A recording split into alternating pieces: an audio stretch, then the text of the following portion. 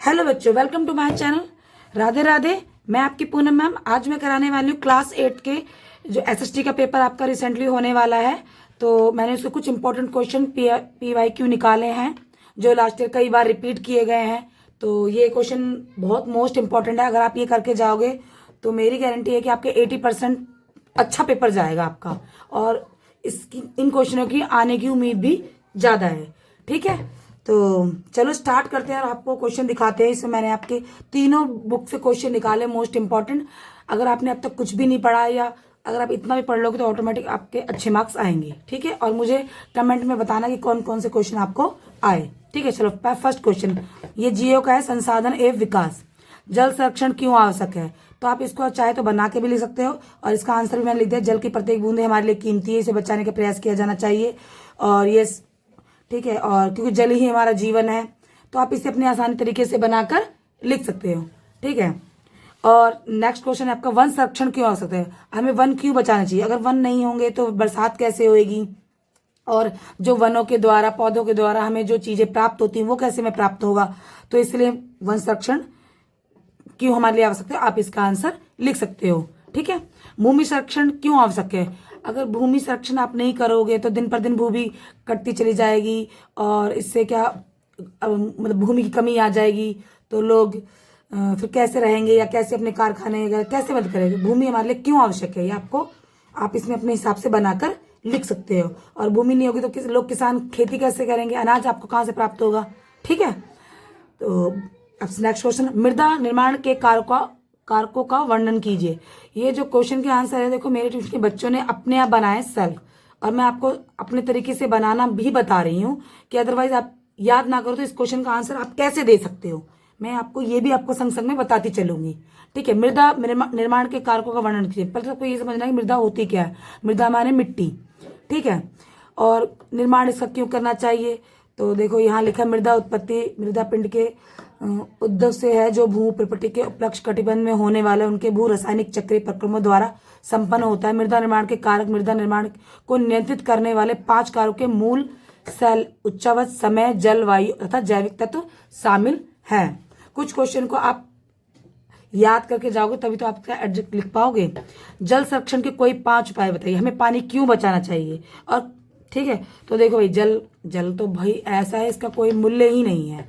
तो जल सिंचाई के लिए उपयोग में आता है। बाढ़ नियंत्रण तथा हाइड्रोलॉजिकल सर्वे, बांध निर्माण करने में उपयोग है। भूमिगत जल की रिचार्जिंग से व्यय करने में रोकना। भूमि जल से बिजली भी बनाई जाती है।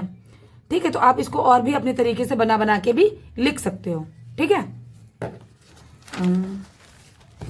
हर चीज सही बोल रही हो ना बेटा? देखो क्वेश्चन पे आप ध्यान दो कि क्वेश्चन कैसे बन के आया है। ये लास्ट PYQ है जो 3-4 साल से कई बार रिपीट हुए हैं। ठीक है, वन संरक्षण के कोई 3 उपाय बताओ। तो भाई वन बचाने के लिए कोई 3 तरीके बताओ। तो वनों को बचाने के लिए सरकार ने भी कई नियम बनाए हैं, और वनों को काटने की निश्चित सीमा का भी निर्धारण करना चाहिए। और हमें अगर 1 पेड़ काट रहे हो तो उसके बदले में हमें 100 पेड़ लगाने चाहिए। ठीक है, और आग से सुरक्षा करना चाहिए, क्योंकि वनों में क्या होती है, ज्यादा जब वन घने हो जाते हैं तो उसमें आग लग जाती है, तो उसका भी हमें ध्यान रखना चाहिए। ठीक है, और कृषि आवास हेतु में भूमि का उन्मूलन व झूम पद्धति कृषि पर रोक लगानी चाहिए। ठीक है बेटा, भूमि संरक्षण के कोई 3 उपाय बताइए। भूमि संरक्षण, वन संरक्षण, वृक्षारोपण और बंद बनाना। देखो वन संरक्षण क्यों होगा? जब वन लगाएंगे ना हम, मतलब पौधे लगाएंगे, तो पौधे की मिट्टी क्या होती है, जो बड़े बड़े पेड़ होते हैं वो जड़ों को पकड़ के रखते हैं। जब बाढ़ आती है तो वो फिर मिट्टी को नुकसान नहीं पहुंचा सकती भूमि को। वृक्षारोपण, अधिक से अधिक पेड़ लगाओगे तो अभी मिट्टी आपकी बरकरार रहेगी। बंद बनाना, जैसे नदी वगैरह में बांध में बना के रखना चाहिए। हमें जितना पानी यूज होता है उतना ही यूज करना चाहिए। तो मैंने थोड़ा डिटेल में बता दिया है आपको।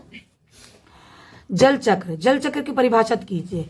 जल चक्र क्या होता है? देखो जल चक्र पृथ्वी के उपलब्ध जल को एक रूप से दूसरे रूप में परिवर्तित करना होता है। देखो जल से जैसे बिजली बनती है ना, एक भंडार को दूसरे भंडार या एक स्थान से को गति करने की को चक्रीय प्रक्रिया कहते हैं। इसमें कुल जल की मात्रा का क्षय नहीं होता। क्षय माने बर्बादी नहीं होती, बस रूप परिवर्तन तथा स्थान परिवर्तन होता है। ठीक है, आपको समझ में आ रहा होगा। अब निर्वाह कृषि की व्याख्या कीजिए। निर्वाह खेती व जीवन निर्वाह कृषि वह है जब कोई किसान जमीन के एक छोटे टुकड़े से अपने और अपने परिवार का भोजन उगाता है। मतलब निर्वाह कृषि क्या है? वो अपने परिवार के पालने भर को उगाने के लिए, अपने घर के लोगों को खिलाने पिलाने के लिए जितनी खेती कर सकता है उसी को निर्वाह कृषि कहते हैं। मतलब वो उस कृषि में से कुछ बेच नहीं सकता, सिर्फ अपने परिवार को पाल पोस सकता है। समझ में आया?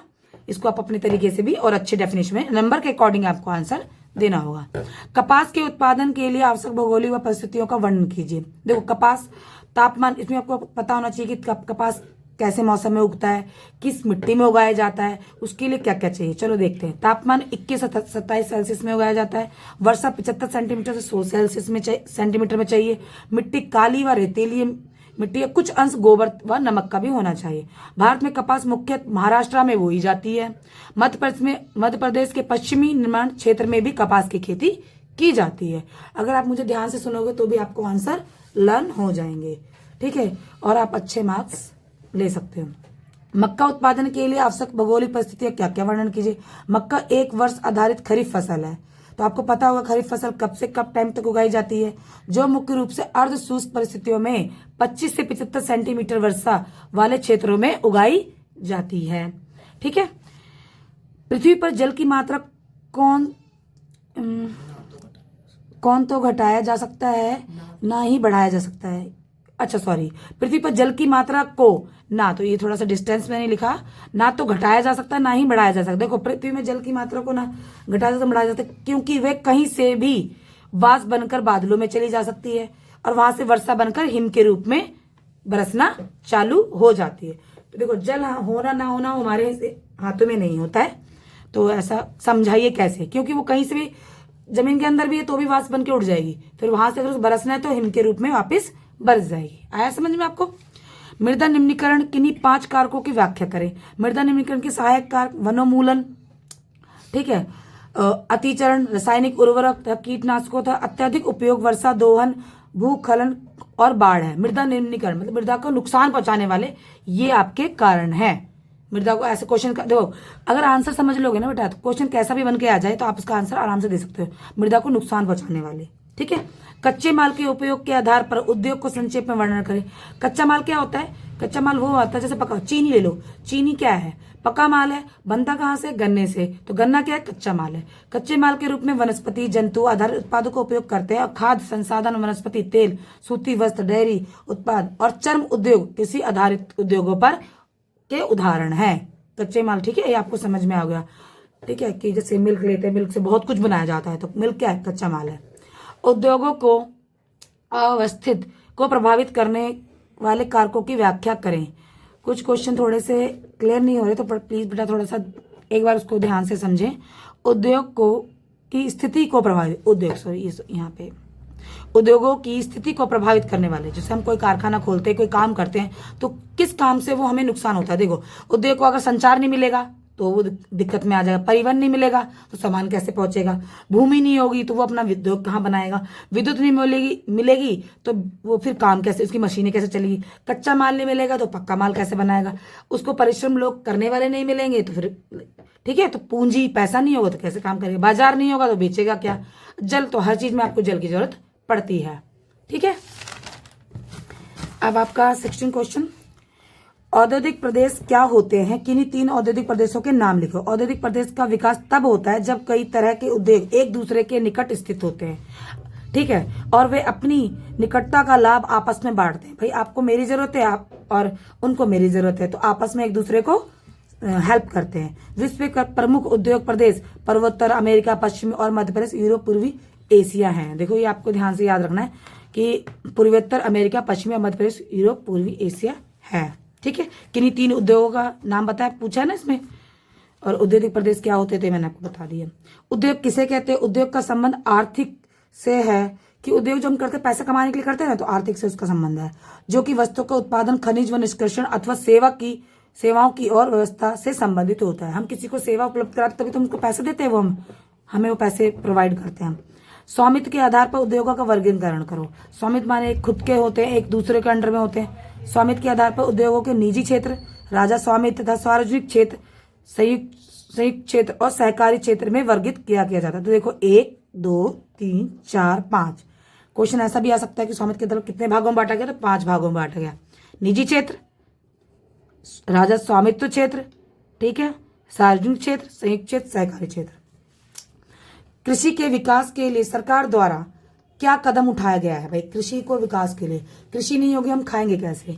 ठीक है, तो इसके लिए गवर्नमेंट ने क्या क्या काम किया उस पर आपको यहाँ पे आंसर है। किसानों ने रियायती ब्याज दरों पर ऋण दिया है कि आपको पैसा चाहिए कम से कम ब्याज पे आपको पैसा मिल जाएगा। प्रमुख जोखिम वाली फसलों को बीमा दिया है। कोई फसल ऐसी होती है भाई हमने पैसा लगा दिया मगर नहीं होगी तो उसके बदले में आपको गवर्नमेंट पैसा पे करेगी। भंडारण के लिए सुविधाएं की विकसित करा है। भाई जितना आप अनाज उगाओगे तो वो लोगों ने उनको खरीद कर उसका भंडारण करने के लिए भी अपने ऊपर भी काम किया है। कृषि विज्ञान केंद्रों के जरिए किसानों को सलाह भी दी है। नई नई जब कोई चीज आती है तो उसके लिए किसानों की मीटिंग करवाई है, उनको बताया गया है, उनके पास जाकर मतलब समझाया गया है कि आप ऐसे नहीं ऐसे कीजिए, आपके साथ हमारी सरकार है। औद्योगिक विपदा से आप क्या समझते हो? एक उदाहरण देकर आप इसका दुष्परिणाम बताइए। औद्योगिक माने उद्योग, विपदा एक का मतलब होता है किसी औद्योगिक संयंत्र में होने वाली दुर्घटना या लापरवाही के कारण होने वाली आपदा। जैसे कारखानों में निकलने वाला प्रदूषित जल, वो क्या करता है हम सबको बहुत नुकसान पहुंचा, धूल, राख, धुआं, ठोस। और दुष्परिणाम क्या है? पर्यावरण का नुकसान होता है हमारा, जान माल की हानि तो होती है, कितने जानवर गलत चीज पी लेते तो मर जाते हैं। बीमारियां दिन पर दिन देखो, कैंसर वगैरह सबकी बीमारियां फैल रही हैं। ठीक है, तो ये आपका यहाँ पर आपका ये संसाधन वाला जो आपका खत्म हुआ, ये आपके टोटल 20 क्वेश्चन है। आप इसे अच्छे से करके जाओगे तो मेरी गारंटी है कि आपके इसमें अच्छे मार्क्स आएंगे। अब आपका आ गया हमारा अतीत। ठीक है, इसके भी मैंने मोस्ट इंपॉर्टेंट क्वेश्चन निकाल दिए हैं। ये आपके 2-3 साल से कई बार रिपीट हुए हैं, तो मैंने इसका आंसर और क्वेश्चन कोशिश की है कि आपको बताया जाए। 1857 के विद्रोह के कारणों का उल्लेख करो। अंग्रेजों ने भारतीय उद्योग को नष्ट कर दिया। जब 1857 में विद्रोह हुआ था तो उसमें किस कारण से हुआ था? अंग्रेजों ने क्या करता भारत, सबसे पहले ना आपको क्वेश्चन समझना जरूरी है। अगर क्वेश्चन समझ लोगे ना बच्चों तो आंसर बहुत आसानी से दे लेते हैं बच्चे। एसएसटी कठिन नहीं है, समझने पर डिपेंड है सारी। अंग्रेजों ने भारतीय उद्योग को नष्ट कर दिया और भारतीय बाजार में अपने सामान की बिक्री को बढ़ावा दिया। इसके कारण उन्होंने भारतीयों पर बहुत सारे कर लगा दिए, जिससे लोगों ने आर्थिक स्थिति खराब हो गई। इस कारण से 1857 का विद्रोह का कारण बना। भारत ने अंग्रेजी शासन को बढ़ाने की स्वच्छता की नीति का महत्व बताओ। अंग्रेजी शासन, अंग्रेजों ने भारत के विभिन्न राज्यों और क्षेत्रों को एकजुट करने के लिए एक नीति का उपयोग किया, जिससे उन्हें अपना शासन मजबूत करने की मदद मिली। 1857 में शुरू हुई बगावत ने भारत में कंपनी का अस्तित्व को ही खतरे में डाल दिया। कैसे? 1857 के विद्रोह ने भारत की कंपनी 1857 में शुरू हुई बगावत ने भारत की कंपनियों का अस्तित्व को ही खतरे में डाल दिया। कैसे? 1857 के विद्रोह में भारत की कंपनी अस्तित्व को खतरे में डाला क्योंकि इस विद्रोह ने कंपनी के शासन को हिलाकर रख दिया। इस विद्रोह के बाद अंग्रेजों ने भारत सरकार के अधिनियम 1858 के जरिए सेना, वित्त और प्रशासन को फिर से व्यवस्थित करना पड़ा। इसके बाद भारत को सीधे ब्रिटिश सरकार द्वारा प्रसारित किया गया। तो बेटा इस क्वेश्चन को प्लीज थोड़ा सा याद करना, याद करोगे तो इसका आंसर आप बना के लिख सकते हो। अब आपका 1857 का विद्रोह सैनिक विद्रोह से शुरू होकर जन विद्रोह में बदल गया। कैसे? सैनिक लोग जब नाराज हुए फिर उसके बाद ये लोग सारे लोग नाराज हो गए और उनका सबने विद्रोह चालू कर दिया।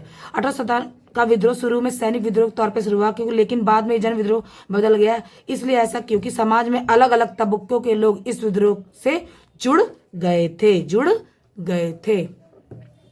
ठीक है, ठीक है, एक बार अलग अलग तबके के लोग थे, सैनिक तो हर जगह के लोग होते हैं, वो सारे लोग जुड़ गए थे। और सैनिक ने विद्रोह क्यों किया था आपको ये भी पता होगा, क्योंकि उनको जो वो कारतूस दे रहे थे उसपे सुअर की चमड़ी लगी हुई थी और कहते थे उसको मुंह से खोल के करो, मगर इस सैनिक इस चीज के लिए करार नहीं कर रहे थे, इसलिए सैनिक ने विद्रोह किया। फिर बाद में सब लोग भी इसमें अपना योगदान देने लगे। ठीक है, अब क्वेश्चन नंबर प्लासी के युद्ध के कारणों का वर्णन करो। प्लासी का युद्ध अंग्रेजों और बंगाल के नवाब सिराजुद्दौला के बीच में व्यापारिक और राजनीतिक मतभेद था। व्यापारिक से भी वो लोग दुखी थे, ठीक है भाई मेरा काम अच्छा चल रहा, तेरा नहीं चल रहा, और राजनीतिक मतभेद था। अंग्रेजी ने बंगाल में अपने व्यापारिक और राजनीतिक हितों को बढ़ाने के लिए कई कदम उठाए, जिससे सिराजुद्दौला के साथ उनके संबंध खराब हो गए। भाई किसी का काम बढ़ता तो दूसरे का नुकसान होता, तो इससे आपस में खराब उनके आपसी मतभेद ज्यादा बढ़ गया, जिस कारण से प्लासी का युद्ध हुआ। अगर ये लाइन आप लास्ट में लिखोगे ना कि इस कारण से प्लासी का युद्ध हुआ, तो और आपको अच्छे मार्क्स मिलेंगे और आपका आंसर भी बढ़ जाएगा। भारतीयों को शिक्षा को लेकर प्राच्यवादियों का दृष्टिकोण का उल्लेख करो। प्राच्यवादियों का मानना था कि भारतीयों को उनकी अपनी भाषा और संस्कृति में शिक्षा दी जानी चाहिए, ना कि अंग्रेजी भाषा में। प्राच्यवादियों का उद्देश्य भारतीयों को उनकी अपनी संस्कृति और भाषा के अनुसार शिक्षित करना था, जिससे वे अपनी जड़ों से जुड़े रह सकें। ठीक है, उनका मानना था कि जो जिस भाषा में है वो उस भाषा में शिक्षा प्राप्त करना चाहते हैं, वे अपनी संस्कृति को छोड़ना नहीं चाहते। भारतीयों को शिक्षा को लेकर वुड की नीति पत्र का उल्लेख करो। भारतीयों को अंग्रेजी भाषा और पश्चिम शिक्षा प्रदान करने की नीति, ठीक है, करने की नीति 1854 में चार्ल्स वुड द्वारा इस नीति को पत्र में कहा था कि भारतीयों को अंग्रेजी भाषा और पश्चिमी शिक्षा प्रदान की जानी चाहिए, जिससे वे आधुनिक ज्ञान तकनीक का लाभ उठा सके। उनका कहना था, देखो वुड है ना, ये वुड, इनका कहना था कि भाई आपको अगर अपनी भाषा में शिक्षा प्राप्त करनी, मगर अंग्रेजी भाषा में भी शिक्षा प्राप्त करो, तभी तो आप नई नई तकनीकों का लाभ उठा सकेंगे। ठीक है, भारत की शिक्षा को लेकर रविन्द्रनाथ टैगोर के क्या विचार थे। रविन्द्रनाथ टैगोर की यह संस्था 1901 में शुरू की थी। टैगोर जब बच्चे थे तो वे स्कूल जाने से बहुत चिढ़ते थे, उनका दम घुटता था, वे स्कूल में माहौल दमनकारी लगता था। टैगोर को ऐसा लगता था मानो स्कूल कोई जेल हो, क्योंकि वहां कोई बच्चा मनचाहा कभी नहीं कर पाते थे। जब वे दूसरे बच्चों शिक्षकों को सुन रहे होते तो वह टैगोर की दिमाग तक भी भटकता नहीं था। तो उनका विचार था कि भाई जो मतलब वो भारत की शिक्षा को लेकर मतलब थोड़ा सा वो सोचते थे कि उनका स्कूल ना रोचक हो, मजेदार हो। इस बच्चे ने यहाँ पे नहीं लिखा है, मैं आपको अपनी तरीके से बता देती हूँ। स्कूल रोचकदार हो, मजेदार हो, वहां पे हम हर चीज कर सकें। ठीक है, तो उनका मानना ऐसा था। ठीक है, उन्होंने मगर बाद में शिक्षा की तरफ काफी काम किया। ठीक है, अब आ जाते हैं मैकाल, महात्मा गांधी और टैगोर से आप क्या किसी शिक्षा व्यवस्था में समर्थक बताइए। देखिए, रविन्द्रनाथ टैगोर का मानना था कि शिक्षा का मकसद आत्म साक्षरता होना चाहिए। उनके मुताबिक शिक्षा महात्मा गांधी, रविन्द्रनाथ टैगोर शिक्षा के प्रति अपने विचारों से अलग अलग थे। देखो, महात्मा गांधी के अलग विचार थे, रविन्द्रनाथ टैगोर के अलग विचार थे। महात्मा गांधी देखो बैरिस्टर बन के आए थे, लंदन से पढ़ाई करती। रविन्द्रनाथ टैगोर को अपना स्कूल जाना ही पसंद नहीं था। तो दोनों के थोड़े पॉइंट ऑफ व्यू अलग अलग थे। वहीं थॉमस मैकाल यूरोपीय शिक्षा के समर्थक थे। जो मैकाल थे ना, वो यूरोपीय शिक्षा के समर्थक थे।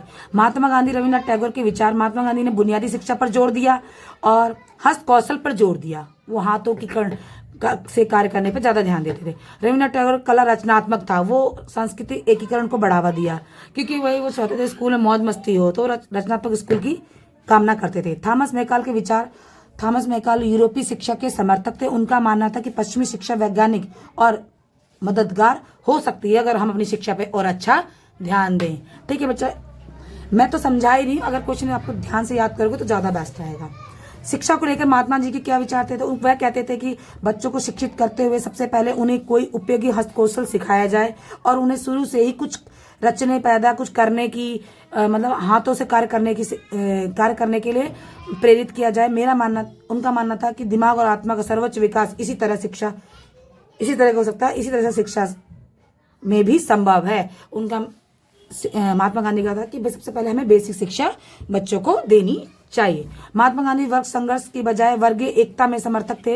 हाँ भाई देखो हमेशा अहिंसावादी थे, हिंसा के खिलाफ थे। महात्मा गांधी वर्ग संघर्ष की बजाय वर्गीय एकता में समर्थक थे, क्योंकि किसानों को लगता था गांधी जी जमींदारों के खिलाफ उनके संघर्ष में मदद देंगे। खेतियार मजदूरों को यकीन था कि गांधी जी उन्हें जमीन दिला देंगे। कई बार आम लोगों ने खुद अपनी उपलब्धियों को भी गांधी जी का श्रेय दिया।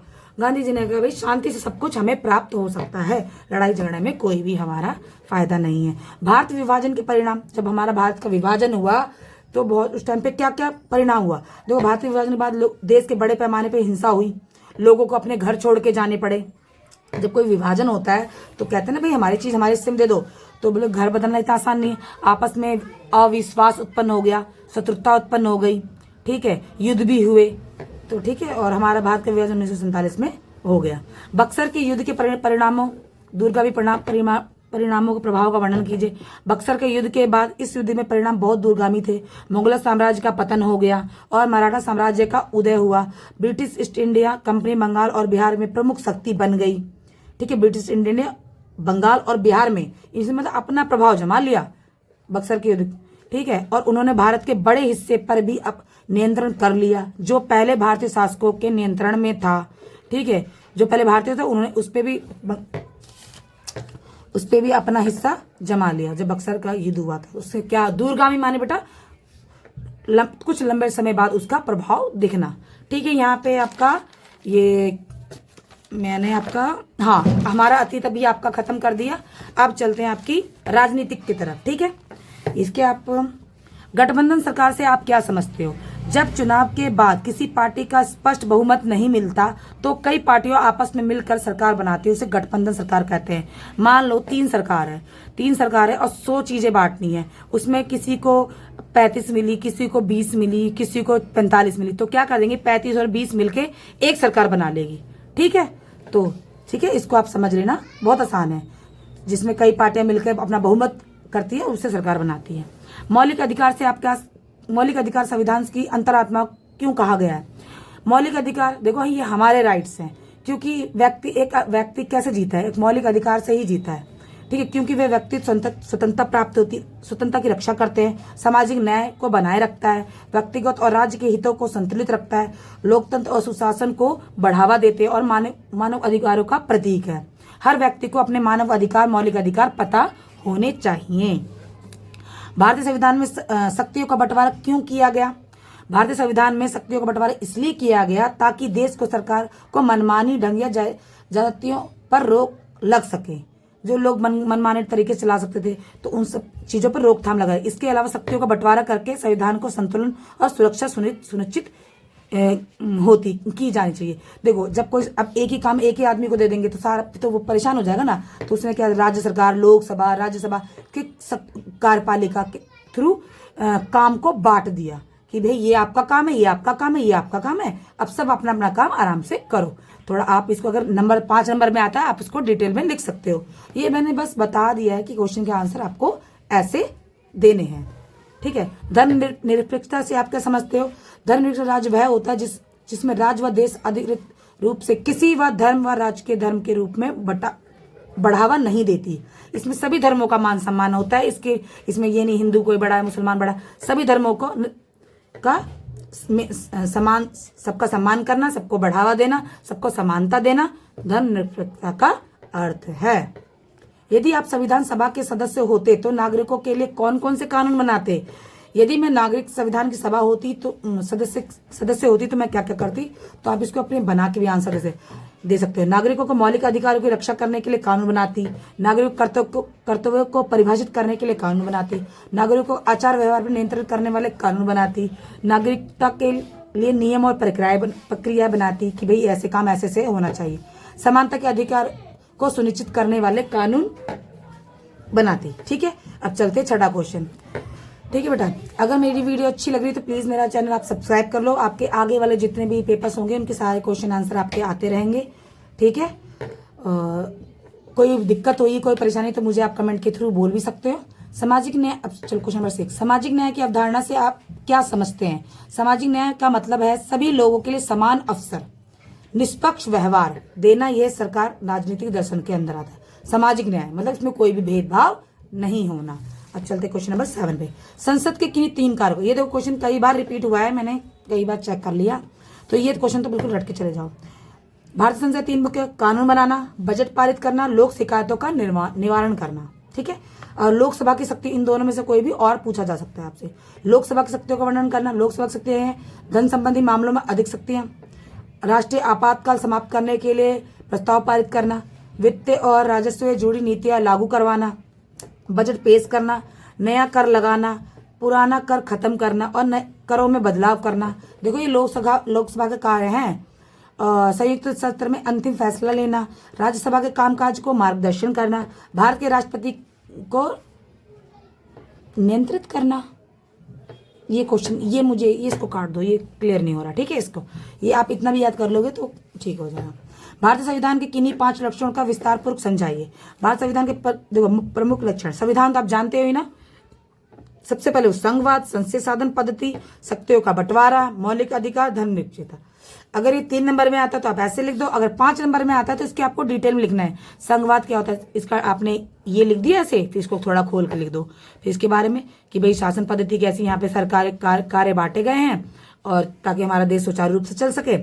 ठीक है, और शक्तियों बंटवारा, शासन पद्धति है तो संसदीय पद्धति, थोड़ा सा बेटा इसको डिटेल में आप पढ़ना। शक्तियों का बंटवारा, भाई कार्यपालिका राज्यसभा के द्वारा शक्तियों का बंटवारा किया गया। मौलिक अधिकार, हर व्यक्ति के पास अपने मौलिक अधिकार दिए गए हैं ताकि वो अपने आप खुद की रक्षा कर सके। धर्मनिरपेक्षता, सभी धर्मों को बराबर समझा गया है। तो इस पर थोड़ा थोड़ा आपको डिफाइन करके लिखना होगा। ये 5 नंबर में क्वेश्चन पूछा गया है आपसे। आप अगर ऐसे लिख दोगे ना, राज्यसभा की शक्तियों का वर्णन करें। देखो अब राज्यसभा, लोकसभा, राज्यसभा, संसद, ये आप तीनों की आपको शक्तियों को याद करके जरूर जाना। इनमें से पक्का क्वेश्चन आने है। और हाँ, इनमें से जो क्वेश्चन आएंगे तो प्लीज मुझे बताना कि हाँ ये क्वेश्चन आया, ठीक है। कानून बनाने की शक्ति राज्यसभा के अंडर में है। संविधान संशोधन की शक्ति, संविधान में अगर कोई गलती होती है उसमें संशोधन करने की प्रक्रिया में भाग लेने की शक्ति इन्हीं के पास होती है। राष्ट्रीय हित में कानून बनाने की शक्ति, कि राष्ट्र के लिए क्या सही है क्या गलत है, तो इनके पास वो कानून बनाने की शक्ति होती है। राज्यों के हितों की रक्षा करने के लिए शक्ति, संघीय संतुलन सुनिश्चित करने की शक्ति भी इन्हीं के पास होती है। आशा करती हूँ आपको ये पूरा पेपर समझ में आया। इसमें से 10 ही क्वेश्चन है। अगर आप ये क्वेश्चन करके जाते हो, आपको मैं कह रही हूँ 80% पेपर इसी क्वेश्चनों में से बनकर आएगा। और आपके एमसीक्यू क्वेश्चन हम पेपर के थ्रू डाल देंगे, तो आप इस लिंक पे मैथ स्टडी पे जाके आप चेक कर सकते हैं। आपको मेरी वीडियो कैसी लगी प्लीज लाइक करें, कमेंट करें और मुझे कमेंट के थ्रू बताएं कि हाँ मेरा समझाने का तरीका आपको समझ में आ रहा है कि नहीं आ रहा, ठीक है। और ये जिसके क्वेश्चन आंसर ये मेरे ट्यूशन के बच्चों ने लिखे हैं, ठीक है। कोई गलती हो तो मुझे प्लीज बता देना। Thank you.